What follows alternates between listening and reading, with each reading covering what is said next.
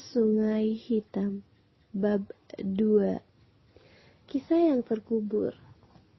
Pagi datang tanpa suara, kabut belum sepenuhnya pergi, hanya naik sedikit ke atas pohon-pohon kelapa di pinggir sungai.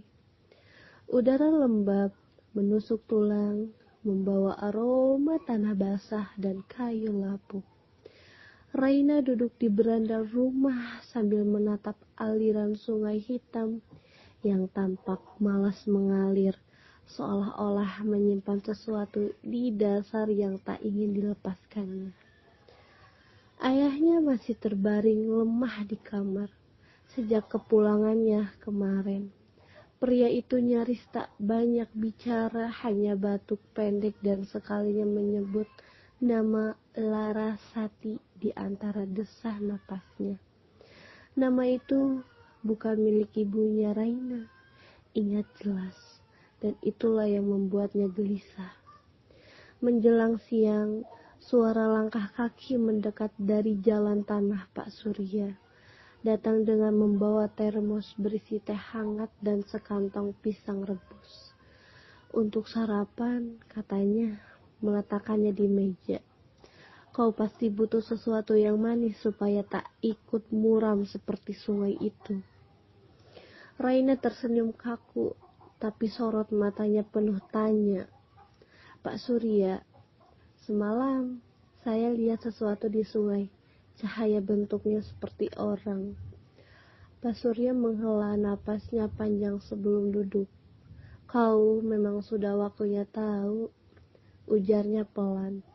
Apa kau lihat itu bukan hal baru di desa ini, tapi sejak air jadi hitam, penampakannya makin sering. Ia menatap ke arah sungai, sejenak lalu melanjutkan. Dulu sebelum kau lahir, sungai itu dikenal dengan nama Kali Raras. Airnya bening, banyak ikan, sampai kejadian itu waktu seseorang perempuan muda ditemukan meninggal di hulu sungai, namanya Larasati. Nama itu membuat jantung Raina berdegduk lebih cepat. Larasati, ulangnya. Itu nama yang ayah saya sebut-sebut saat tidur. Ya, jawab Pak Surya. Dialah penjaga pertama sungai ini. Raina terdiam. Penjaga? Pak Surya menengguk teh hangatnya, lalu mulai bercerita, suaranya rendah tenang, seperti membaca kisah dari masa lalu yang seharusnya tidak lagi diucapkan. Konon, dulu Rarasati adalah gadis desa yang memiliki bakat langka. Ia bisa merasakan napas air, tahu kapan sungai akan meluap, kapan hujan akan datang, tapi kemampuan itu membuatnya dijauhi orang-orang. Dianggap pembawa sial. Suatu hari, banjir besar menelan separuh desa. Larasati menenggelamkan dirinya di tengah pusaran air untuk menghentikan arus. Sejak itu air surut, tapi tubuhnya tak pernah ditemukan. Orang bilang arwahnya menjadi penjaga sungai. Ia menenangkan air, menuntun nelayan, menjaga keseimbangannya alam. Tapi penjaga juga bisa marah, terutama kalau sumpahnya dilarang. Raina menatap air hitam yang bergolak pelan dari kejauhan.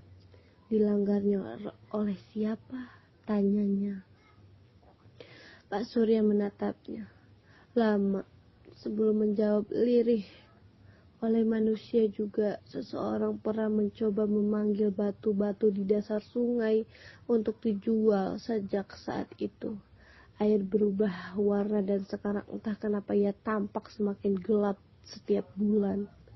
Hening, angin siang berhembus mengantarkan daun pisang di belakang rumah. Raina menunduk memperhatikan tanah di tepi beranda. Di situ sesuatu berkilau samar tertimbun lumpur.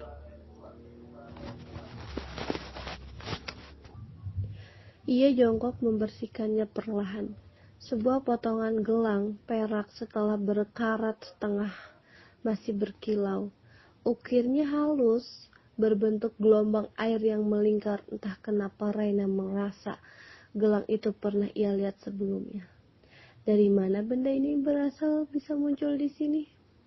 Gumamnya. Pak Surya mendekat, wajahnya berubah tegang.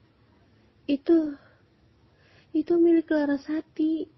Bagaimana bisa ada di halaman rumah saya? Pak Surya tak menjawab. Ia hanya menatap gelang itu lama lalu berkata pelan. Mungkin bukan gelangnya yang datang ke rumahmu. Mungkin dialah yang mengantarkannya. Ucapan itu membuat udara di sekitar terasa berat. Raina menggenggamnya gelang itu, jari-jarinya bergetar halus. Permukaannya terasa dingin, seolah menyimpan denyut samar, dan dari kejauhan dari arah sungai terdengar lagi suara desir. Pelan namun jelas, seperti bisikan seseorang yang sedang menyebut namanya. Sore itu, saat matahari perlahan tenggelam di balik bukit, Raina memutuskan untuk pergi ke makam ibunya di sisi timur desa. Namun menuju jalan sana melewati tepi sungai yang tertutup semak-semak dan rumpun bambu.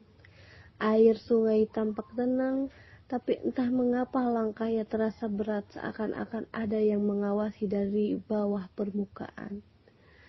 Di depan makam yang sederhana, Raina berlutut, nama ibunya Saras Dewi terkurir samar di nisa batu tua. Ia mengelus tulisan itu dengan ujung jari. Ibu, bisiknya, apa yang terjadi sebenarnya di sini? Angin berembus lembut membawa aroma tanah basah dan daun bambu bergesakan, menimbulkan bunyi lirih seperti seseorang sedang berjalan di antara batang-batangnya. Raina menoleh cepat. Tak ada siapapun, tapi sesuatu di bawah nisa berkilau samar. Sehelai kain putih kecil setengah tertimbun tanah, ia menariknya keluar. Di ujung kain itu terjahit huruf-huruf halus Larasati. Raina terpaku di kepalanya, suaranya bisikan air mulai terdengar. Lagi kali ini lebih jelas, seperti lagu terpotong-potong. Air mengingat, darah menuntun. Gelang di tangannya terasa hangat, jantungnya berdebar tak karuan. Ia mundur menatap sungai yang tampak bergetar ringan di bawah sinar senja. Dan untuk sesaat, hanya sesaat itu, ia melihat wajah seseorang perempuan muncul di permukaan air. Wajah itu mirip dengan ibunya, tapi matanya berwarna gelap seperti sungai itu sendiri.